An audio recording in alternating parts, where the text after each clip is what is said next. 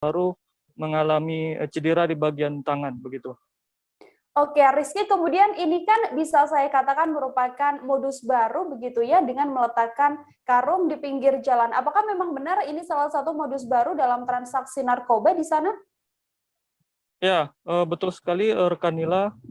Modus-modus seperti ini termasuk modus transaksi narkoba jenis baru. Tentunya tujuannya adalah untuk mengelabui dan menghindari kecurigaan petugas begitu. Setelah berhasil ditangkap oleh pihak kepolisian, Rizky, kemudian apa pengakuan dari tersangka ini, atau mungkin berapa upah yang ia dapatkan dalam melakukan transaksi narkoba ini? Ya, berdasarkan keterangan dari Kapolresta Pekanbaru, Kombes Pol Priyabudi, setelah diinterogasi tersangka mengaku diupah 10 juta rupiah hingga 15 juta rupiah per kilogramnya. Artinya jika tersangka membawa 8 kilogram ini, berarti total upah yang diterima sekitar 80 juta rupiah begitu. Oke, saat ini pengembangan yang dilakukan oleh pihak kepolisian seperti apa? Apakah memang masih akan melakukan penangkapan terhadap pelaku-pelaku lain, atau sebenarnya pihak kepolisian apakah mengalami kesulitan dalam pengungkapan kasus ini? Ya, saat ini tim masih melakukan pengembangan karena ini masih ada keterlibatan sejumlah pelaku lainnya. Karena tersangka KH ini hanya bertugas untuk menjemput barang kemudian menyimpannya sembari menunggu kurir lain untuk menjemput barang tersebut guna diedarkan. Memang pihak kepolisian sendiri mengakui agak kesulitan untuk mengungkap atau menelusuri lebih lanjut karena seperti biasanya jaringan pengedar narkoba ini menerapkan sistem sel terputus, artinya antara kurir yang satu dengan kurir yang lainnya tidak saling mengenal begitu. Baik, saat ini pengembangan berarti masih terus dilakukan untuk mengungkap sindikat narkoba ini. Tribuners, untuk mengetahui bagaimana informasi lebih lengkapnya, wartawan kami telah menghimpun wawancara dengan Kapolresta Pekanbaru, Kombes Pol Priyabudi. Berikut liputannya untuk Anda. Jadi teman-teman, tersangka ini, inisial KH ini udah keempat kalinya dia melakukan. Sudah 4 kalinya dia melakukan. Ini yang kelima ya? Ini yang keempat. Yang keempat tertangkap, berarti sudah berhasil 3 kali, ya. Jadi dengan upah-upahnya ini sangat menggiurkan lah, gitu ya. 1 kilonya 10 sampai 15 juta. Berarti apabila misalnya upahnya misalnya ini 10 juta, 8 kilo, berarti upahnya berapa? 80 juta. Nah, jadi inilah memang sangat luar biasa ya. 10 sampai 15 juta, apabila ini berhasil upahnya 80 juta. Demikian keterangan yang didapat. Kita beralih ke informasi selanjutnya, saudara. Seorang pria diduga menghabisi 2 warga dan juga melukai 3 orang di kampung Watuwolon, Desa Werang, Kecamatan Waibelamai, Kabupaten Sika. Pelaku diduga mengalami gangguan jiwa dan melakukan aksinya pada Senin 16 Agustus kemarin. Pelaku merupakan warga Werang, Kecamatan Waibelamai, Kabupaten Sika. Hingga saat ini belum diketahui apa penyebab pelaku melukai 3 orang dan juga menghabisi nyawa 2 orang pada Senin kemarin. Untuk mengetahui bagaimana informasi lebih lengkapnya, telah tersambung bersama saya wartawan Pos Kupang, ada Aris Nino di sana. Halo, selamat siang Aris.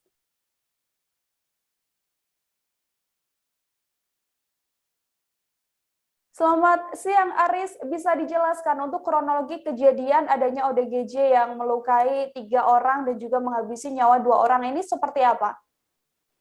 Baik Nila, pada hari Senin tanggal 16 Agustus 2021 sore, ada seorang ODJ bernama Romanus Risi memegang parang dan membawa senapan angin berkeliaran di kampung Watuwolon, Desa Werang, Kecamatan Waibelamai, Kabupaten Sika, lalu melakukan tindak pidana pembunuhan dan tindak pidana pengeroyokan terhadap warga di Desa Werang. Dalam aksinya pelaku melakukan pembunuhan terhadap 2 warga di rumahnya dan melukai 3 warga yang ditemui di jalan. Aksi pelaku ini dilakukan pada sore hari ketika warga sedang berada di pemukiman mereka. Lalu dalam aksinya pelaku membawa parang dan senapan sehingga tidak ada satupun warga yang mencegah aksi pelaku saat melakukan tindak pembunuhan dan penganiayaan berat di Desa Werang. Demikian, Nila. Kemudian Aris, apakah saat ini sudah diketahui apa penyebab atau mungkin motif dari pelaku melakukan aksi tersebut? Sejauh ini motifnya belum diketahui, tapi pelaku sering membuat keonaran karena sudah menderita sakit jiwa sejak tahun 2015. Dan pelaku juga selama ini juga dalam perawatan tim puskesmas di desanya, itu Puskesmas Narawa. Untuk motifnya saat ini masih ditangani aparat Polresika yang melakukan pengusutan karena pelaku menurut keterangan aparat pemerintah desa dan kecamatan sudah mengalami gangguan jiwa sejak tahun 2015 dan pernah membuat keonaran membakar pondok milik warga di desa tersebut. Demikian, Nila. Lalu untuk saat ini kondisi dari para korban, yaitu 3 korban yang menjadi korban luka akibat aksi yang dilakukan oleh pelaku, seperti apa kondisinya, Aris?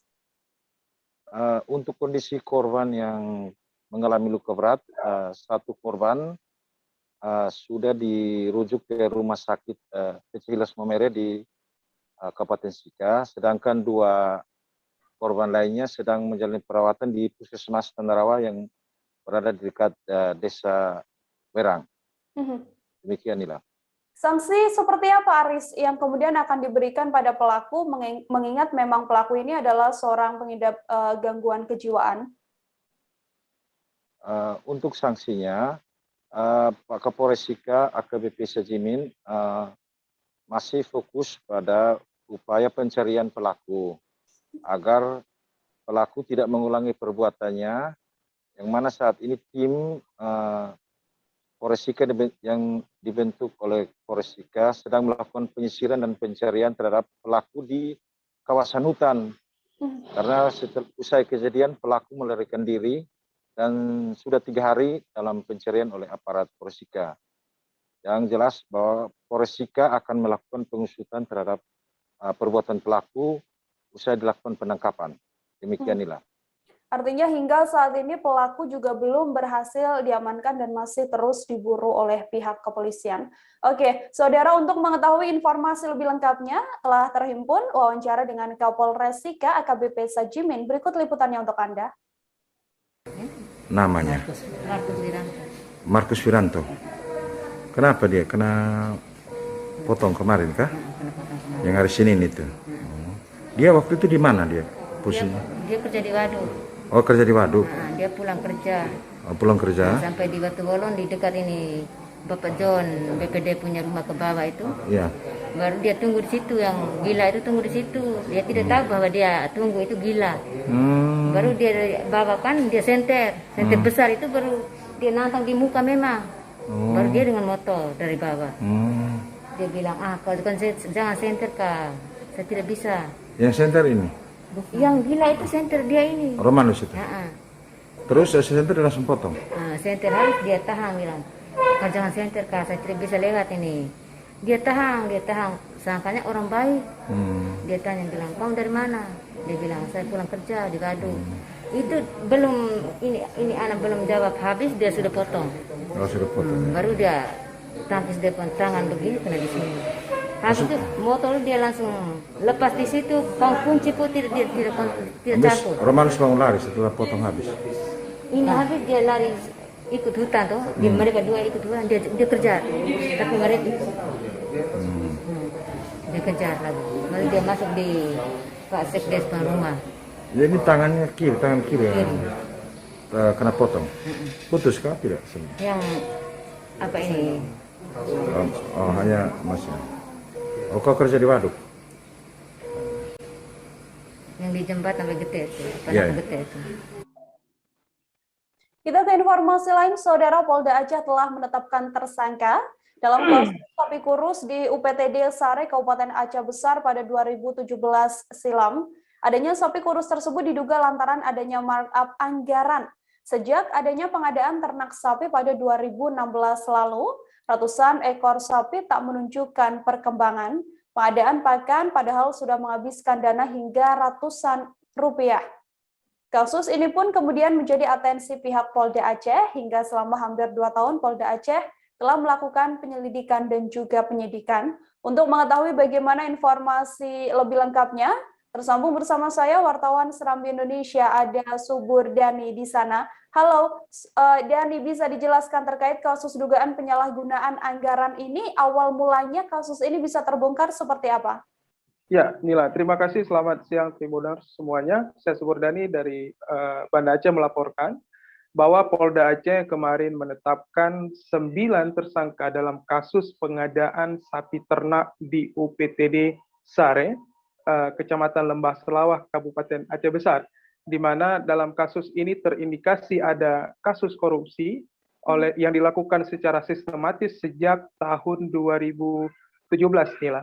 Nah, awal ketahuan adanya kasus markup dalam pengadaan sapi ternak ini karena sapi yang seharusnya masuk dalam program penggemukan pada tahun 2020 ditemukan menjadi kurus, sangat berbanding daripada program yang sedang dilakukan. Dan kemudian kasus ini dilaporkan oleh salah satu LSM ke Polda Aceh dan menjadi atensi Polda Aceh. Nah, Nila, kemarin pada hari Senin 16 Agustus 2021, Polda Aceh menetapkan 9 tersangka dalam kasus tersebut dan baru kemarin Rabu 18 Agustus pihak Polda Aceh memberitakan ataupun memberikan informasi tersebut kepada pihak media. Nila. Dan kemudian untuk 9 tersangka ini siapa saja identitasnya dan peran dari mereka? Ya, 9 tersangka sayangnya Nila ya, polisi hanya memberikan inisial. Yang pertama ada ZY selaku pengguna anggaran, kemudian ada SS ketua Pokja, kemudian ada AK selaku sekretaris Pokja, lalu ada DW anggota Pokja, AH selaku KPA atau PPK maksud kami, kemudian ada IPS selaku PPTK, HA selaku ketua PHP, KW selaku direktur swasta, dan ESY selaku petugas lapangan CV. Nah, ke-9 tersangka ini, Irda, bisa kami laporkan menurut laporan daripada Dirreskrimsus Polda Aceh Kombes Pol Soni Sonjaya, mereka punya peran masing-masing sesuai jabatan ataupun tugas mereka sendiri. Untuk saat ini, Dani, apakah para tersangka ini sudah langsung ditahan oleh pihak kepolisian atau update terbarunya seperti apa? Ya, update terbaru tadi pagi kita mengonfirmasi kepada Kabid Humas Polda Aceh Kombes Pol Wirnardi, saat ini mereka tidak ditahan, Wirda, karena hingga hari ini mereka sangat kooperatif dalam memenuhi panggilan pihak penyidik, dan nantinya untuk ditahan akan kembali digelar perkara, Wirda. Oke, terkait total kerugian, Dani, total kerugian negara dalam kasus korupsi sapi kurus ini berkisar berapa? Ya, bisa kami laporkan juga, Irda, bahwa total anggaran yang digunakan dalam program penggemukan sapi ini bersumber dari dana otsus ataupun dana otonomi khusus Aceh sebanyak 158 miliar. Dan hasil hitungan awal kerugian negara yang didapat dari tahun 2017 ke tahun 2020 itu sebesar 1,2 miliar, Irda. Apa pasal yang disangkakan, Dani, untuk para tersangka yang terlibat kasus korupsi ini? Hingga saat ini pihak Polda Aceh belum menyatakan itu karena akan kembali digelar perkara nantinya, Irda. Oke, terima kasih banyak Subur Dani, wartawan Serambi Indonesia, atas laporan Anda. Selamat bertugas kembali. Kita ke informasi lain, Saudara. Jajaran Polsek Tanjung Raya Mesuji, Lampung berhasil meringkus 2 orang pria yang kedapatan memiliki senjata api rakitan. Pengungkapan kasus ini bermula dari temuan foto senjata rakitan yang dimiliki oleh pelaku. Senjata dengan 19 butir amunisi aktif ini ditemukan di dalam lemari rumah pelaku pada Selasa 17 Agustus kemarin. Kedua pelaku awalnya terciduk kepolisian saat sedang mabuk-mabukan di sebuah rumah kosong. Para pemuda ini kemudian digeledah dan kemudian didapati adanya bukti foto di ponsel mereka. Untuk mengetahui informasi lebih detailnya, telah tersambung bersama saya, wartawan Tribun Lampung, ada Rangga Yusuf di sana. Halo Rangga, selamat siang. Halo rekan Siska, selamat siang dan Tribuners. Rangga, bisa dijelaskan untuk kronologis penangkapan remaja yang memiliki senjata api ini seperti apa? Ya, baik rekan Siska dan Tribuners, mungkin bisa saya jelaskan ya. Jadi penangkapan ini terjadi di Desa Harapan Mukti dan Desa Sri Tanjung, Kecamatan Tanjung Raya, Kabupaten Mesuji, untuk remaja yang memiliki senjata api yang masih berusia 17 tahun, dan juga untuk saudara Dorman, si penjual amunisi. Jadi, rekan Siska dan Tribuners, awal mula penangkapan itu terjadi pada saat anggota Polsek Tanjung Raya melakukan patroli rutin di seputaran wilayah hukum Polsek Tanjung Raya. Lalu ditemukan satu rumah kosong dan ada beberapa pemuda yang sedang mabuk-mabukan di Desa Harapan Mukti, Kecamatan Tanjung Raya, Kabupaten Mesuji, pada pukul 1 hari Selasa 17 Agustus 2021. Kemudian para remaja tadi itu digeledah dan diamankan beserta barang bukti botol bekas minuman keras dan handphone milik remaja ke Mako Polsek Tanjung Raya. Selanjutnya dilakukan interogasi sekaligus dicek salah satu handphone milik remaja tadi. Dan anggota pun menemukan sebuah foto senjata api rakitan. Kemudian remaja tadi mengakuinya bahwasanya senjata api rakitan yang ada di handphonenya itu adalah miliknya. Karena kondisi sudah larut malam, Polsek Tanjung Raya memutuskan di pagi harinya, di jam pukul 6 waktu Indonesia Barat, melakukan penjemputan di rumah saudara remaja tadi, beserta anggota TKP 308, didampingi dengan keluarganya dan kepala desa setempat. Saat anggota saat anggota melakukan penggeledahan, gitu, benar saja ditemukan satu pucuk senjata api rakitan beserta amunisi 19 butir itu tadi. Begitu, Siska. Rangga, untuk sosok yang menjual amunisi pada remaja tersebut, bisa saya katakan apakah memang ditangkap di tempat yang berbeda atau seperti apa proses penangkapannya? Oh ya, begini, baik rekan Siska dan Tribuners, mungkin ini suatu peristiwa yang tidak sengaja ya, karena di pukul 6 itu dari anggota Polsek Tanjung Raya dan anggota TKP 308 melakukan penggeledahan di remaja yang inisial E tadi, dan secara tidak sengaja saudara Dorman tadi itu melintasi rumah saudara remaja inisial E tadi. Nah, disitulah dilakukan penangkapan begitu. Lalu untuk remaja yang mempunyai senjata rakitan ini, dia membeli dengan harga berapa amunisi tersebut? Dari penangkapan itu tadi, berdasarkan keterangan si Dorman tadi, amunisi yang dibeli oleh saudara remaja tadi itu sebesar Rp400.000 begitu. Sebesar Rp400.000. Oke, kemudian untuk tindakan hukum yang dilakukan oleh pihak kepolisian, apa yang dikenakan pada para pelaku yang mempunyai senjata rakitan ini? Jadi pasal yang disangkakan itu dijerat pasal 1 ayat 1 Undang-Undang Darurat Nomor 12 Tahun 1951. Baik, terima kasih banyak Rangga Yusuf, wartawan Tribun Lampung, atas laporan Anda. Selamat bertugas kembali, Rangga. Kita jeda sejenak, saudara. Setelah ini masih akan ada beragam informasi lain untuk Anda. Tetap di Live Update. Oke, apa kabar Bang Ariski di sini untuk strateginya? Kalau saya sendiri di Gimik 37 ini yang semalam baru mulai, saya udah sebenarnya aku nggak ngerasa itu penangkapan atau penggerebegan atau apapun itu. Karena gitu, posisinya aku kriteria. Jadi kita mengenal disebut dengan stroke yang tidak berdarah dengan stroke yang berdarah.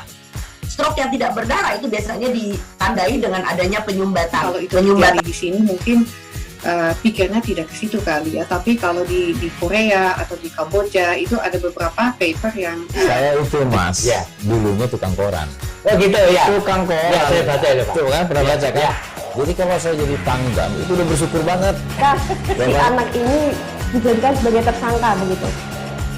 Ya, kalau ini kita bicara yang di luar kasus Sibolga ya. Dengan hujan shower, di mana terdapat batas jelas antara daerah hujan dan tidak hujan yang biasanya terjadi pada fase awal mature stage atau tahap berbahaya dewasa. itu Kang.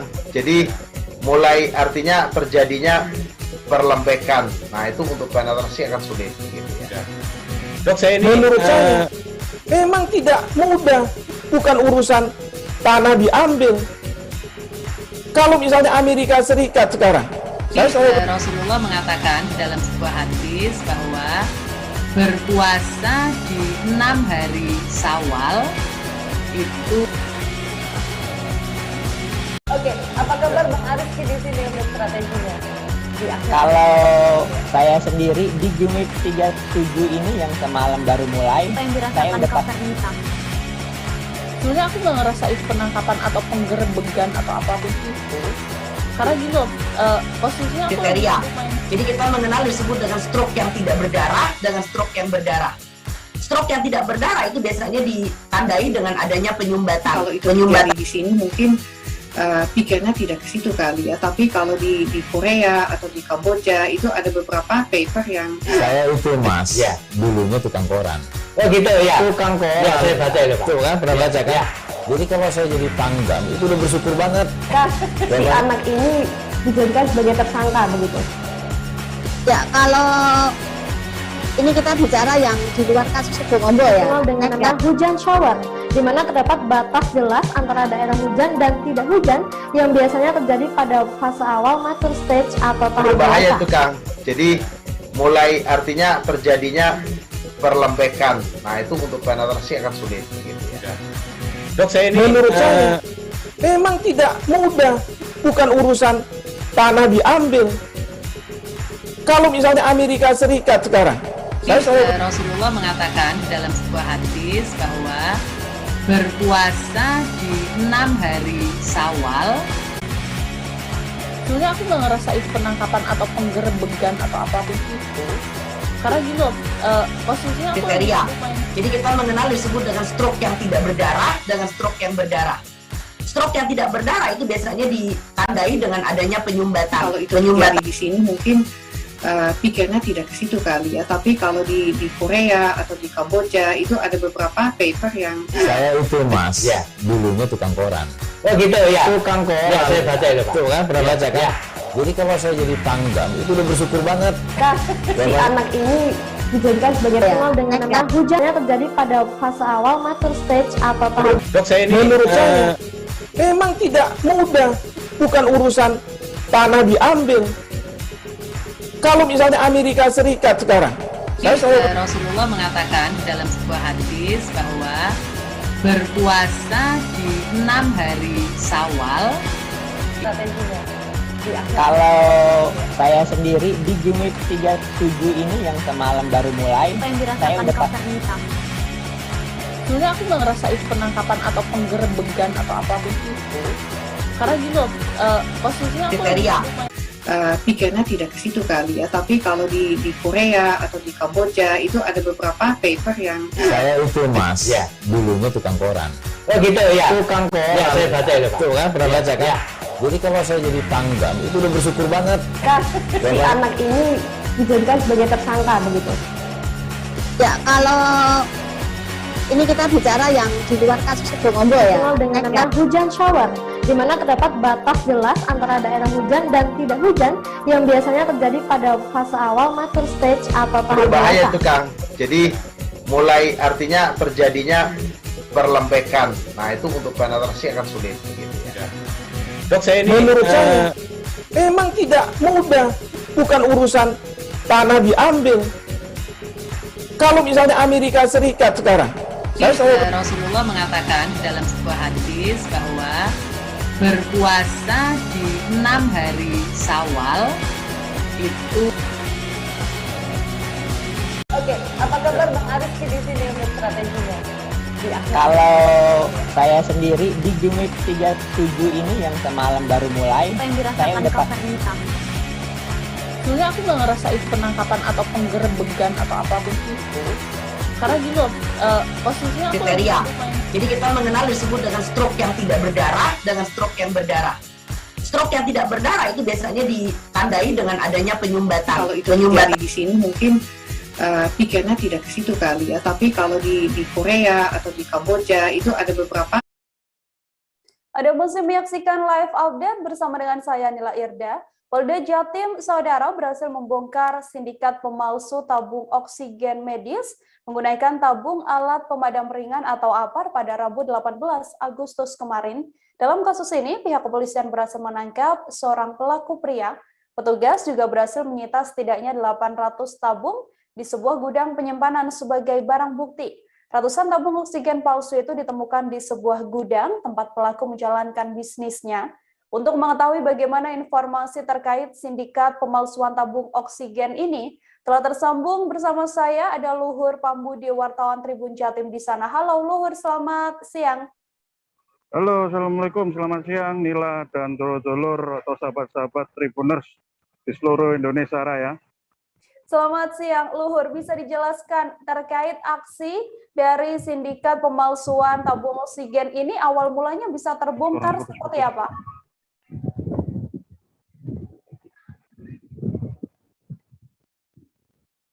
Baik, Luhur bisa mendengar audio saya di studio di sini?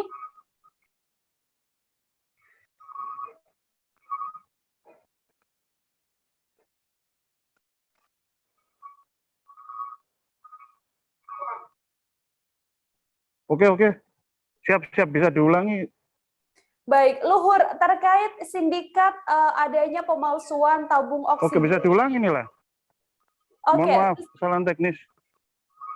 Untuk sindikat pemalsuan tabung oksigen ini, Luhur mungkin bisa dijelaskan untuk awal mulanya aksi dari pelaku ini akhirnya terbongkar seperti apa?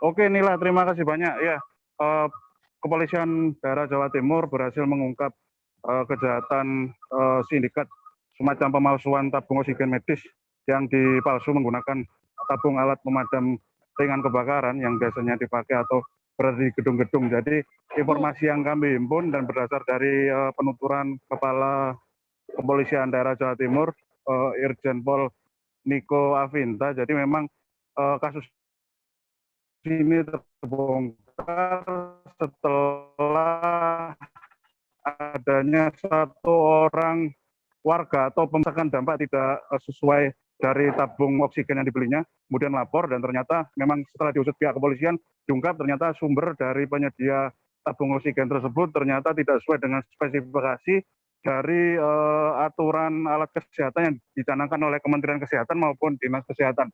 Jadi memang ini dari pihak keluarga korban ada yang sakit kemudian membutuhkan semacam pasokan oksigen, dibelilah melalui sarana via online atau media sosial secara umum, kemudian dikirim begitu saja dengan harga kisaran 4 juta. Jadi memang ini harga yang terbilang umum sehingga tidak muncul semacam keraguan dari pihak korban sehingga dibeli saja dan ternyata baru diketahui kalau memang itu adalah tabung abal-abal ketika setelah digunakan oleh si ayahanda dari korban ini ternyata tidak kunjung sembuh, malah semakin parah. Tapi untungnya tidak sampai meninggal dan setelah diganti dengan tabung oksigen yang benar-benar sesuai dari Kemenkes, dari perusahaannya resmi, alhamdulillah sembuh. Dan tapi dari pihak korban masih tetap semacam tidak terima dan akhirnya membuat laporan itu ke pihak kepolisian.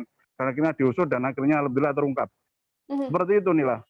Baik, Luhur, kemudian identitas dari pelaku ini apakah sudah bisa berhasil diungkap oleh pihak kepolisian? Lalu sudah berapa lama pelaku ini melakukan aksinya?